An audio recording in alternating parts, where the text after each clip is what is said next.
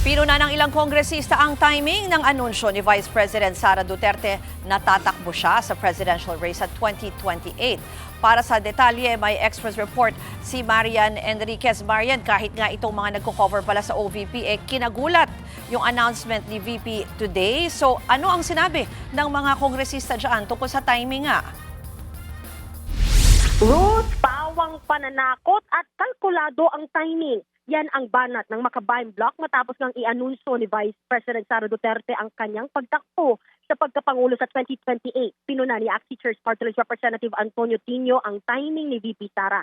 Bakit parang sakto raw ito bago talakayin ng Kamara ang nakahaing mga impeachment complaint laban sa kanya? Matatandaan din na sinabi noon ng Vice na sa third quarter pa ng 2026 siya mag-a-announce sa kanyang plano sa 2028. Tingin tuloy nila Tino, paninindak ang ginagawa ng Vice sa mga kongresistang planong suportahan ang kanyang impeachment.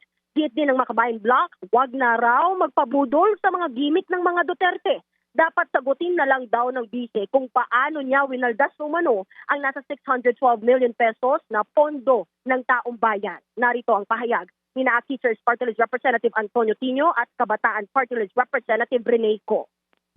Well, malinaw na kalkulado yung timing ng announcement bago isa lang at lumarga yung impeachment complaint laban sa kanya sa Kongreso.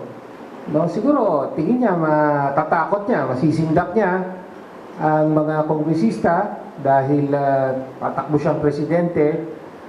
Pero makikita natin na dahil napakatibay ng batayan sa kanyang impeachment, hindi obra yung ganyang mga gimmick at malalantad muli, no, ang kabulukan sa ginawa niya sa confidential funds. This is a distraction, providing intention na may higher ambitions si VP Sara Duterte. At this point in time, hindi ito ang tanong na dapat sinasagot ni VP Sara Duterte. No, ang tanong ay nasaan ang kinurakot na pera ng taong bayan? Paano ito ibabalik at paano po kayo mananagot? Umalis sa kabinete. Kahit At laman alam ng ko kanilang na impeachment complaint laban sa Vice. Mula Kumpiyansa sila na matutuloy hanggang impeachment trial ang reklamo laban kay VP Sara. Narito ang pahayag ni Gabriela Party List Representative Sara Elago. Yan talaga dito sa mga miyembro ng Kongreso na ipakita nila no yung kanilang pagiging tapat dun sa sinumpaang tungkulin na magsilbi sa interes ng taong bayan at hindi yung mga pansariling interes.